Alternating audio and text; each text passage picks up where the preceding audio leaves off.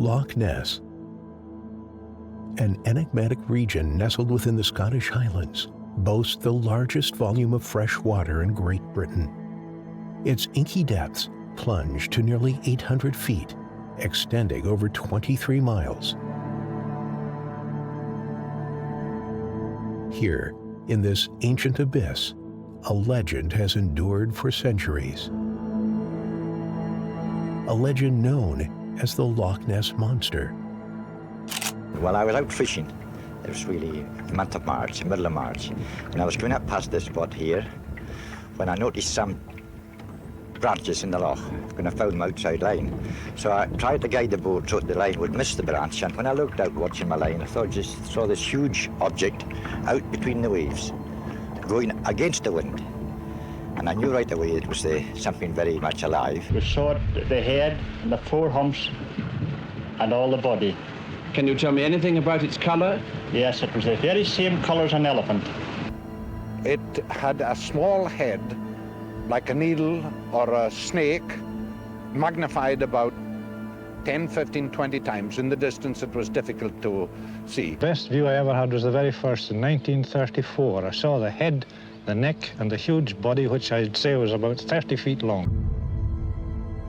After thousands of years of research and speculation, the question still lingers like the mist on the water's surface. Does the Loch Ness Monster really exist?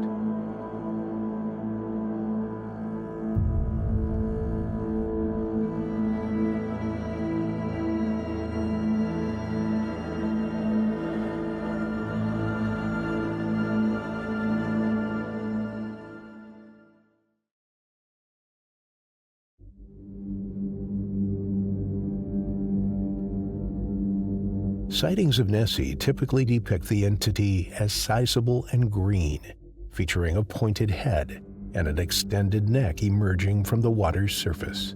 This imagery often evokes comparisons to a serpent-like being. One theory states that it could be remnant from the era of dinosaurs, possibly resembling a creature like the plesiosaur, which lived during the Jurassic and Cretaceous periods, spanning a staggering 65 to 200 million years ago.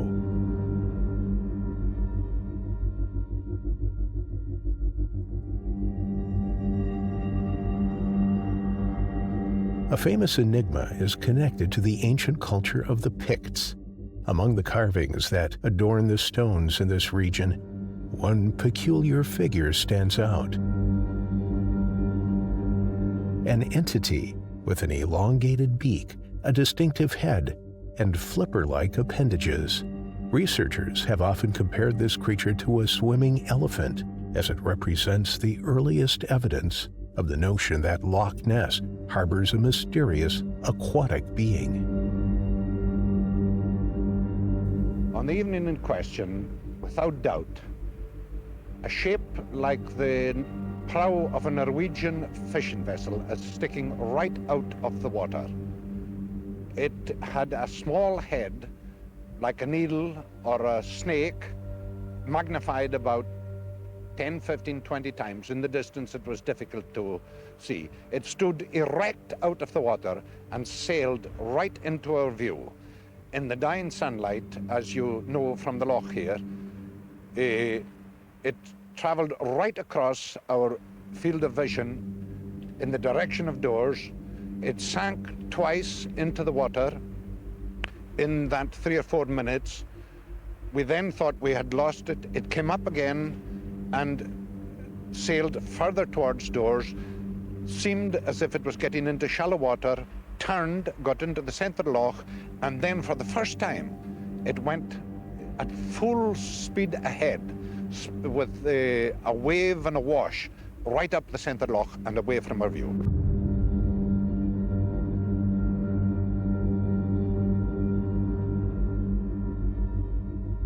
The earliest written record of a monstrous presence within these waters dates to the 7th century, chronicled in the biography of Saint Columba, the Irish missionary who brought Christianity to Scotland. In AD 565, Saint Columba, on a mission to visit the northern Pictish king, was drawn to the shores of Loch Ness.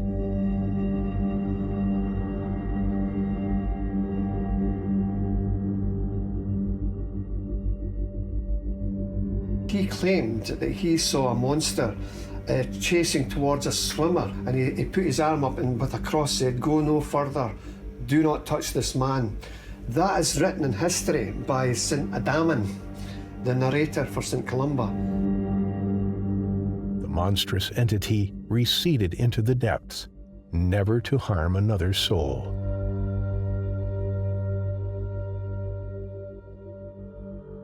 It's tempting to link this account with the Loch Ness Monster, but some consider that this narrative may describe a walrus, a notion that can relate to the recent walrus sightings in northern Scotland. Nevertheless, skeptics argue that even individuals unfamiliar with walruses would likely describe the creature in terms of more recognizable animals, as St. Columba did. Certainly we should always look at any report, be it a water monster, be it a UFO, be it a ghost. People have to look through prehistory and draw their own conclusions as to what people of that time were saying. Scotland is a mythical country, and there was a lot of creatures allegedly, traversing the lochs and traversing the moorlands and stuff like that. A lot of it's mythology, but maybe some of it's not. Maybe some of it could be real. We're dealing with real bona fide sightings, because let us not forget, there's also a monster in Loch Morar, which is to the west of Scotland, and we did research there with our society back in 1990. Loch Morar's only 11 miles long, but I think it's the third deepest loch in Britain, and it's another freshwater lake. And again, people have claimed to have seen something like a snake-like head, a small sheep head, and this upturned boat shape moving up on the surface of the water.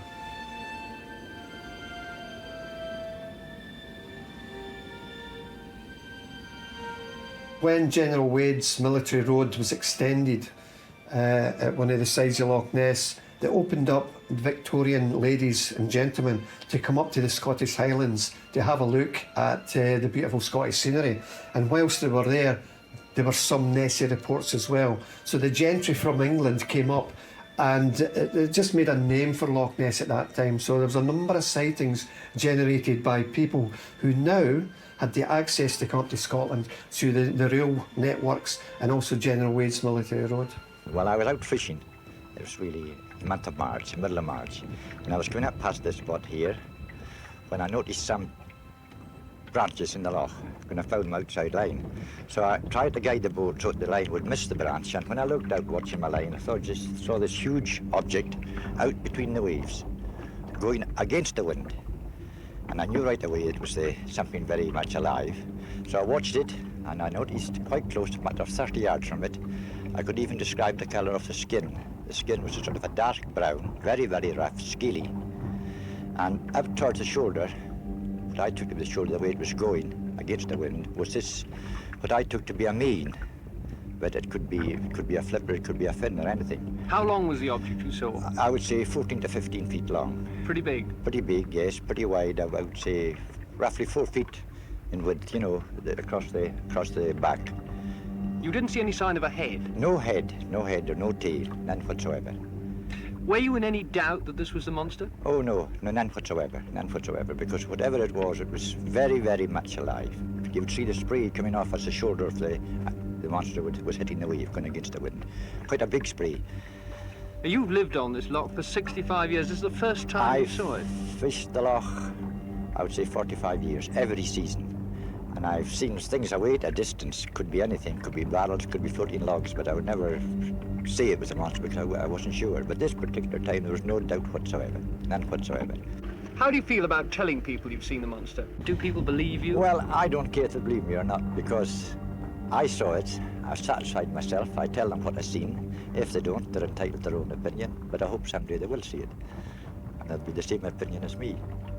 How do you feel about coming fishing on the loch now? Well, I'll be truthful to you, I used to fish in the loch every year, and I never thought of, it never gave me a thought to cross back and forth the loch half a dozen times a day.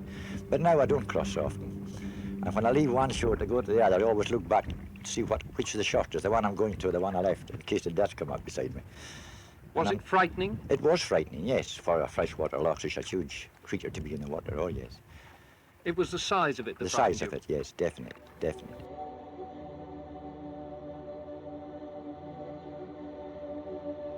Yet the dawn of the modern Nessie legend arrived in 1933, when a newly constructed road offered unprecedented views of Loch Ness from the northern shore.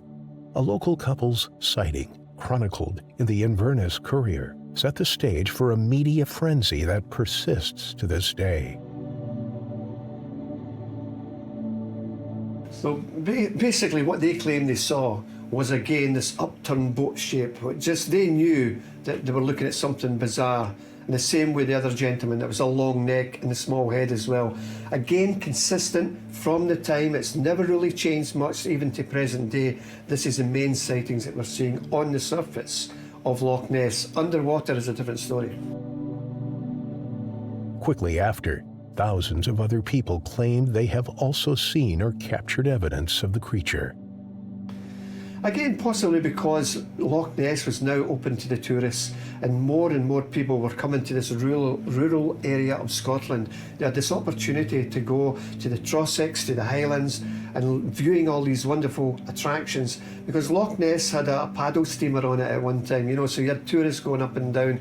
And that opened up the whole situation for people to become more aware of these historical stories and pursue the case of, is there truly something there? Maybe we might see it.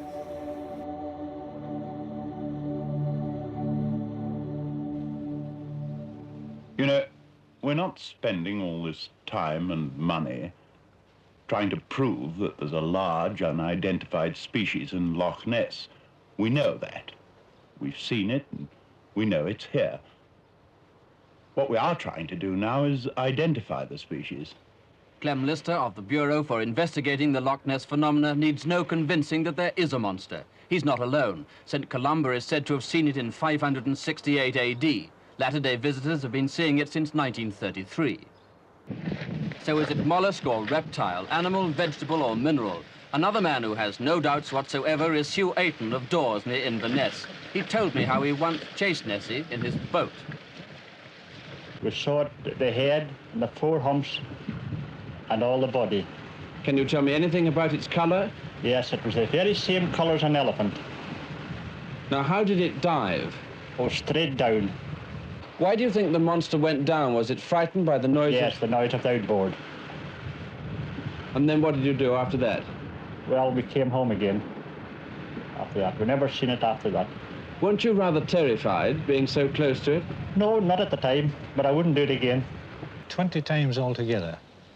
And not only in the one spot, but in all different areas of Loch Ness. What's the most you've ever seen of it at any one sighting? The best view I ever had was the very first in 1934. I saw the head, the neck, and the huge body, which I'd say was about 30 feet long. And what's the closest you've ever been to it? Oh, within about less than 10 yards. From 10 yards, then, what does it really look like? Oh, the skin, the hump, the one big hump, and the skin was exactly like that of an elephant. Wrinkly, tough-looking. Is it not possible, Mr. Campbell, that you're mistaken in this, either because you're imagining things, or more probable, because you've been brought up to believe in this monster? Not at all. I know perfectly well, because I've seen it, and not only myself, but educated, far better educated people than I am. Since 1962, local experience has been backed up by scientific study. The Bureau for Investigating Loch Ness Phenomena keeps constant watch. Donations of £10,000 have kept it going. It's short of funds now, but not short of results. Clem Lister says he's seen Nessie 5 times. I think the most exciting occasion was the time I unfortunately saw it alone.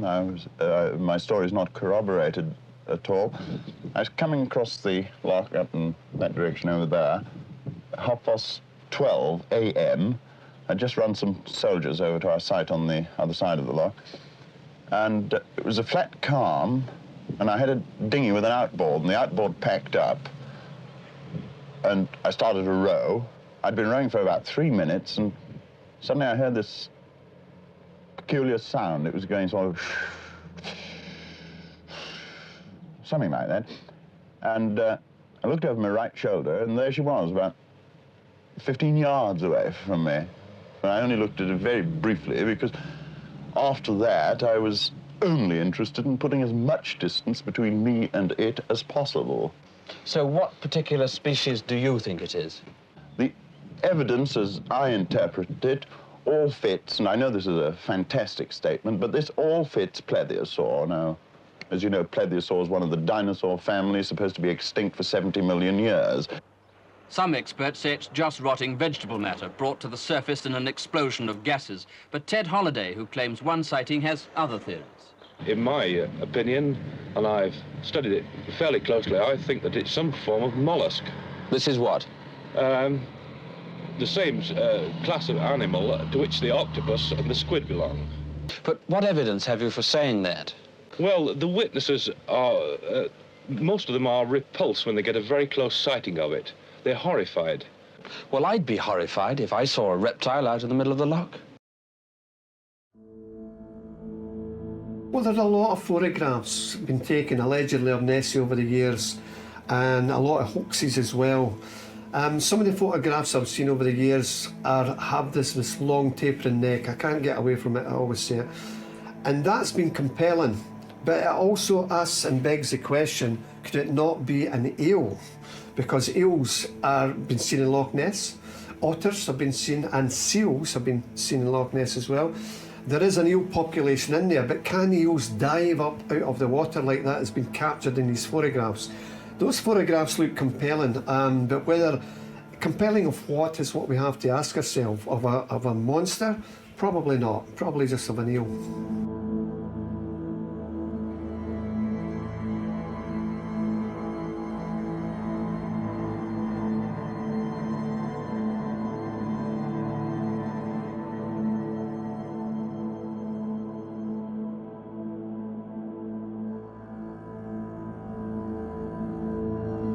Dr. Robert Rines was from the Academy of Applied Sciences in America, and he came over to hopefully prove once and for all if there was something in Loch Ness, real or not real. He was there, he was a man on the ground. He brought over the most sophisticated underwater technology, side scan sonar, and other types of sonar as well was deployed into Loch Ness at Temple Pier, at Castle Urquhart, and to find out if there were any evidence to suggest that there was something in Loch Ness. He came over in '75 and he came over a few years later, and he did manage to get some incredible photographs of what appears to be Nessie. Yes, the first, I think, was this terrible Rorschach test here, which to our mind shows a body, a rough body with all kinds of highlights, so the intense strobe light is reflecting from it, and an appendage that's sort of diamond or rhombic shape coming off of it with a center rib in here. Around 2,000 photographic frames were exposed and expeditiously sent to the United States for development under tightly controlled conditions. 3 of these frames appeared to capture objects allegedly taken simultaneously with sonar contact. Initially, the main photograph that caused a massive stir worldwide was what's known as the flipper photograph, a diamond-shaped flipper with a heavy ridge in its centre. It made a sensation throughout the world. Here, at last, was proof of a creature in Loch Ness. But when you look at the original photograph, the untouched photograph, it's just a blur. It's just a blur. Here again is the first flipper picture. As photographers have to enhance it and photographically touch it up in that sense in order to make it print. Now that's the first one. And then this was the second one, which seems to show a flipper in a different position. Well, here's the original flipper picture we just discussed. And then about 45 seconds later, a second flipper picture, which seems to be either the same one or another one in a different position. And the corroboration of taking 2 photographs is amazing. As if that isn't enough, at the same time, we got these sonar pictures because we were exploring the same area with sound waves, which gave further corroboration that indeed these were real parts of real moving animals in that lake. Obviously, it's been pixel-separated enhancement to look like a flipper, and that caused a lot of debate, you know, and I think to me, it's been doctored, absolutely. By all manner of means, yeah, by all means, tidy up a photograph, clarify the photograph, bring it up to the best you can, but don't doctor it to look like a flipper. I'm not convinced that is a flipper at all, not a chance. Here is the most unusual film of recent years, for it proves the existence of a monster at Loch Ness. Climatic conditions and exposure day and night to bleak and stormy weather affected our film, which accounts for the misty results. But this is unimportant in comparison to the achievement of filming the monster itself for the first time in history. Over the years, there have been many attempts at Nessie hoaxes, but some evidence has never been disproved. This film was shot in April 1960. Detailed examination by reconnaissance experts suggested the object in it was a living creature. It was filmed by aero engineer Tim Dinsdale. Like a black anaconda, that's what it looked like. Came out of the water like that, and then it went down, and there was a boil of white foam. And then it broke surface once again with a boil and went on. I didn't see it again.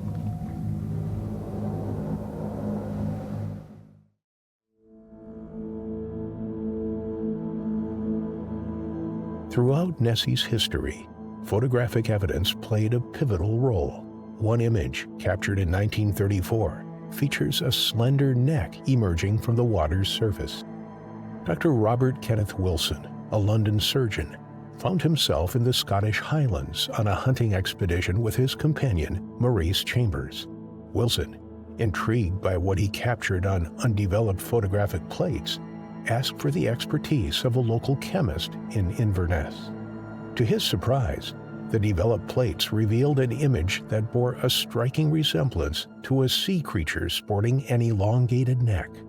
The chemist suggested Wilson contact the London Daily Mail, a decision that would alter the course of Loch Ness history. Wilson chose not to disclose his identity, and thus the iconic image became known solely as the surgeon's photograph. Well, they're two different animals. I don't mean animals in the sense of what's in the lake. The Wilson photograph, or the surgeon's pictures, by the way, there were two, created quite a stir, and apparently were quite consistent with what eyewitnesses had seen through the years.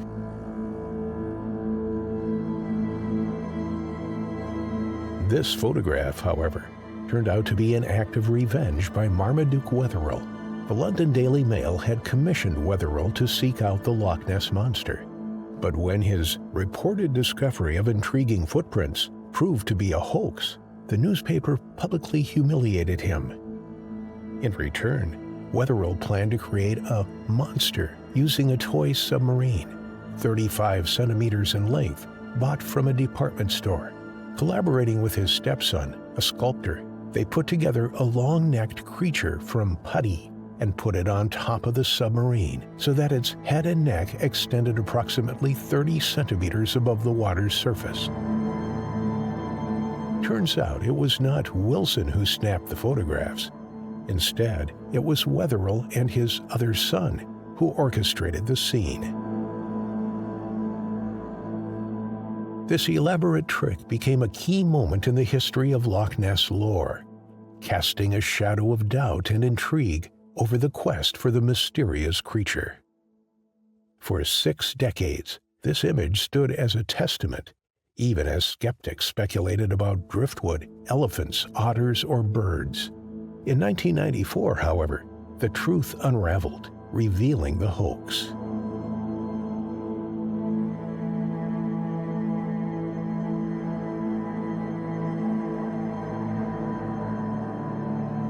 The surgeon photograph, for me personally, obviously it's a hoax. We know that now. It's a bona fide hoax.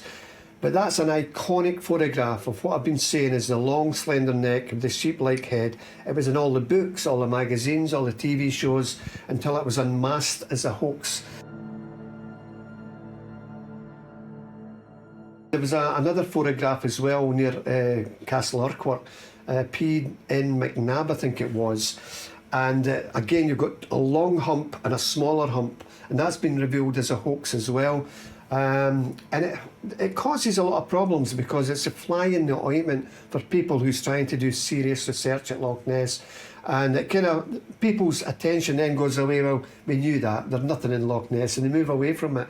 Well, all the time they really want, there is something there. Same applies to UFOs, you get a lot of hoaxes and people move away from it. Years back, I used to refer to myself as a charlatan, a fake, a hoaxer, a liar even, but this comes down to the Cretan paradox. If I'm telling you that I'm lying, how on earth could you possibly believe me? Another popular name in the history of the Loch Ness search is Doc Shiels, a multifaceted artist whose name resonates with magic, surrealism, and a touch of the paranormal.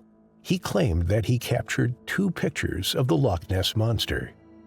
Hailing from Salford, the enigmatic artist known as Doc Shiels boasts a diverse range of occupations, from magician and writer to busker, stage performer, surrealist, and psychic entertainer. Yet, some have ventured to add another descriptor: hoaxer. Doc Shiels attracted considerable attention by thrusting into the public eye one of the most extraordinary images of Nessie.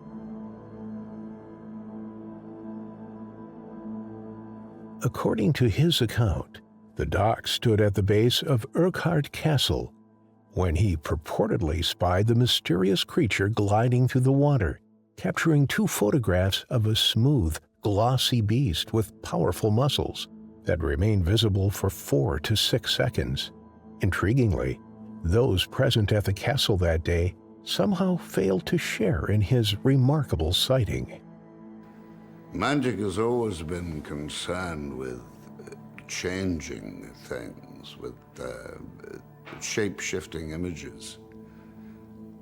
Reality is only half real. There's the surreal side to it, the dream world. You're asking me if I took an image of the surface of the water, then took it back, painted another image on that, a painted superimposed image, and then re-photographed it, or I forgot the bit where it was a very large piece of reversal film. No, I did not do that. What I actually did, to tell you the truth, is take a couple of photographs of the Loch Ness Monster. It's much easier doing it that way. If you have the real monster coming up, you don't need to bother with photographic fakery.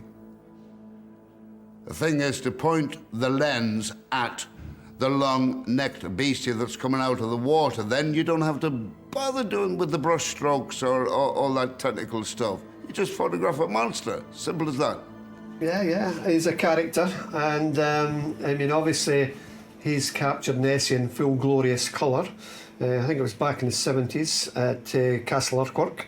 He claims he was on the loch side and he was sending out thoughts for Nessie to appear, Nessie to appear, Nessie to appear. And then suddenly this creature rose up from the depths of Loch Ness again with a long neck and the head, and he got this marvellous photograph of it. Yes, he shows a neck coming out. Well, he came there to Loch Ness to get a picture of the monster. And so obviously he got a picture of the monster. But he's a showman. And yes, that does reflect on us, because if it were represented as a real picture and it turned out to be a hoax, you could see the headlines saying Loch Ness picture's a hoax, and that means everybody's. So serious scientists have been afraid to come to Loch Ness because it's such an improbable story in the first place, and they don't want to risk tarnishing their reputations, because there are a lot of people who are hucksters. The old dye transfer retouchers, the dye transfer, you were able to strip and compose in camera a certain amount of elements. And when you started to blend them together to make them look all as one photograph, that the emulsion of the dye transfer would only allow you to work on it so much before it started to break up. Here you don't have that problem. You can work on this file over and over again, taking things in and out of it, and it'll never matter. And you could go back a year from now, pull this up off of a disk, read it back into the box, and start over again, adding new elements. The original film was analysed by the Royal Photographic Society, by the fellow who was the president or ex-president at the time of the Royal Photographic Society, Dr. Vernon Harrison. It was 200 ASA Ektachrome slide film. I shot the pictures with a 135 telephoto lens from Urquhart Castle. I can't remember how I opened the aperture or shut it down at that time.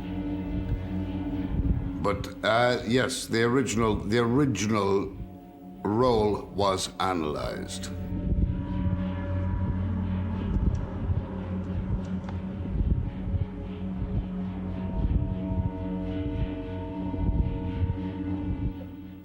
Say an animal upwards around 30 tons comes up out of the water, there has to be some kind of movement in the water.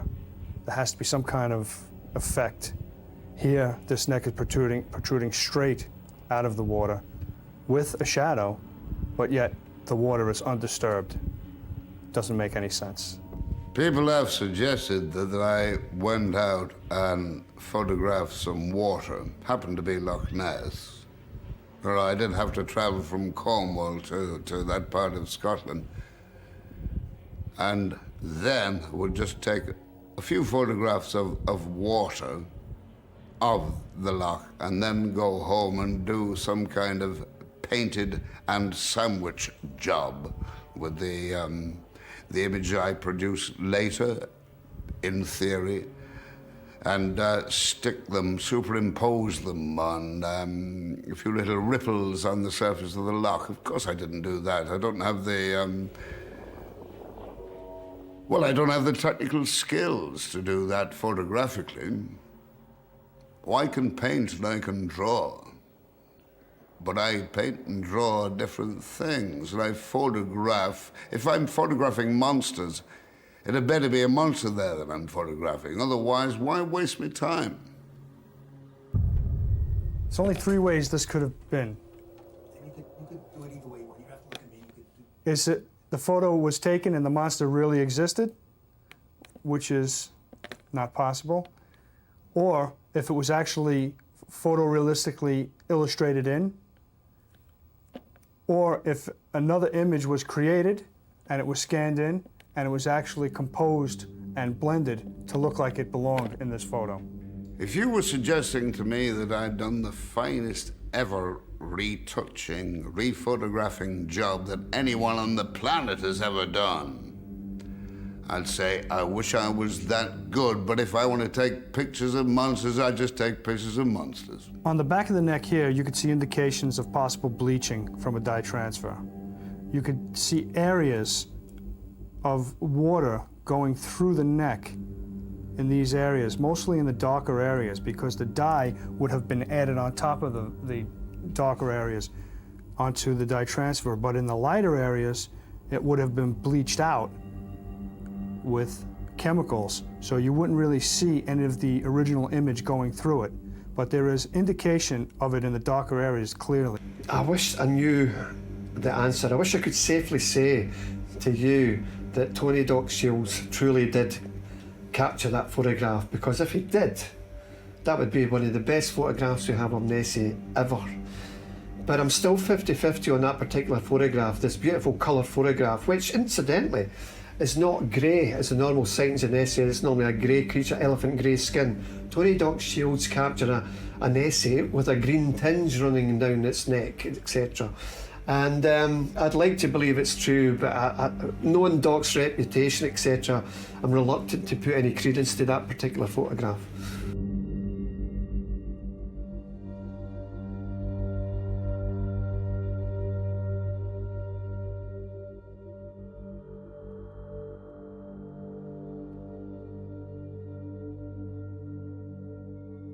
Additionally, advancements in DNA analysis have been applied to Loch Ness. In 2019, scientists from New Zealand conducted a study by extracting environmental DNA from water samples. Their findings suggested the absence of large animals like plesiosaurs or sturgeons, which had been proposed as a potential explanation for Nessie sightings.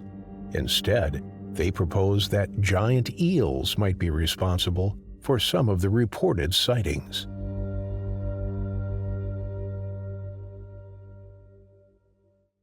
Every single sampling site that we went to pretty much had eels. And the sheer volume of it was a bit of a surprise. Now, is it possible that what people are seeing is a giant eel? Well, maybe. This skipper says he's had his own run-in with a monster. A blip on his boat's sonar won him the prestigious Nessie Sighting of the Year prize. I believe that I've seen something strange in the loch, for sure. On my sonar screen that day 8 years ago was an object 1 metre to 1.5 metres wide. Where could it go? It could dive into the loch. We've got 200 metres of water here. Caves, little caverns, somewhere for a monster to hide. Totally, yeah. Nessie's hiding. Nessie's hiding, yeah. Keeping the mystery alive is big business for Scotland, and the DNA results didn't put these tourists off the search. We came to find the monster, and we did. You know, we did. We've got a sighting here. It might be a giant eel. I don't think so. No? Eels don't have legs. If she's large and I can see her, what difference does it make? It's what's in your mind. These DNA results are using modern techniques to try and solve an ancient mystery. But Nessie's not dead in the water just yet. This loch is 24 miles long, well over 200 metres deep, and there are countless caves. So for those who want to believe, there is still room for the legend of this loch to live on.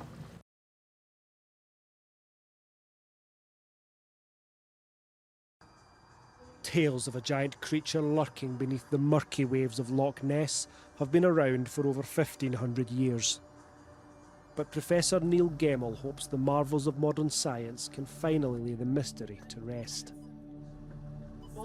Here we are at Loch Ness, just with Urquhart Castle behind us. We're going to be taking some water samples at a variety of depths using this device here. Neil has travelled over 18,000 miles from New Zealand to hunt for Loch Ness monster DNA. From a half a litre of water, we can get a very, very good catalogue of life within the loch. And we thought this would be a great place to showcase that technology because, of course, there's this hook of there may be something unknown to science lurking in those waters. You know, most of the sightings are explainable as either waves, boat wakes, logs that have submerged and then re-emerged. And I suspect that's what most people have seen, but, you know, there's over 1,000 people who claim they've seen a monster. Those that have been searching Loch Ness for decades hope Neil will finally get to the bottom of this enduring mystery. I'm sure that some species will be found which have probably not been described. Now, they might be bacteria. In fact, they're more likely than anything else to be bacteria. If you did find something, and I do emphasize the if, then you would actually get quite a good handle on what sort of a creature, what class of animal you were looking at, whether it's fish, flesh or fowl. The last reported sighting of the Loch Ness monster was in March 2018 by an American couple standing on the ramparts of the majestic ruin of Urquhart Castle. And tourists continue to come. These ongoing scientific searches continue to show the enduring fascination with Loch Ness and its cryptic inhabitant as researchers continue to explore the depths of this ancient Scottish lake. In the present day, Loch Ness exploration leads an unprecedented search for Nessie, employing state-of-the-art technology from thermal drones to hydrophones. Though understanding has evolved, the quest to demystify the legend endures. and has been... Every day, Ali Matheson takes to the waters of Loch Ness. We do have a monster in here, don't we? Just in case you'd somehow not heard this news before. Visitors from around the world join his tour to try to catch a glimpse of the so-called monster amongst the murky waters. But even Ali has struggled to find it. In the Sounder, maybe 3 times in 10 years, I've seen big objects in the water which have then vanished. So that would be my closest to a sighting of a monster here. And it's tales of the elusive creature that keeps the magic alive, even when you don't get to see it for yourself.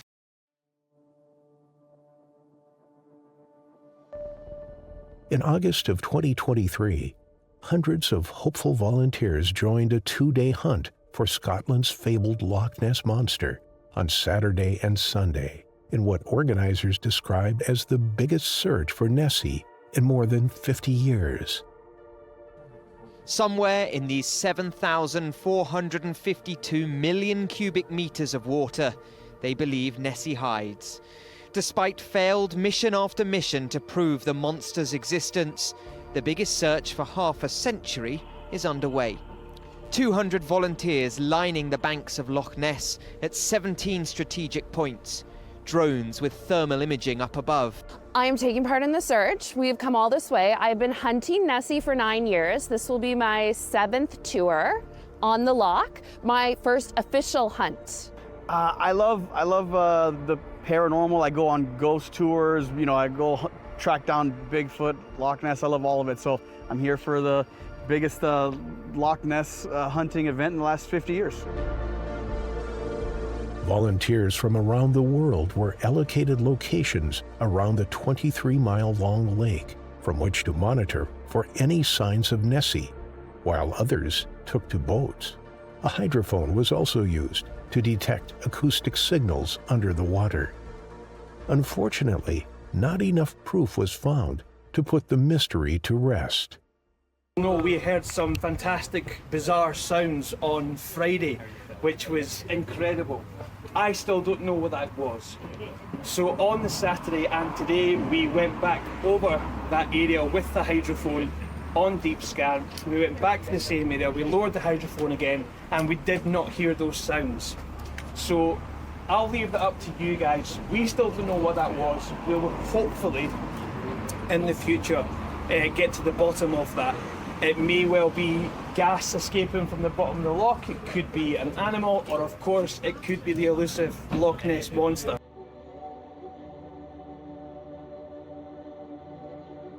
In my mind, there are only probably about 1% of photographs that I would give any credence to. The rest are just anomalies, water reflections, you know, the standing wave, etc. It could be an otter diving into Loch Ness. There's so many things that could be misconstrued as the fanciful Nessie.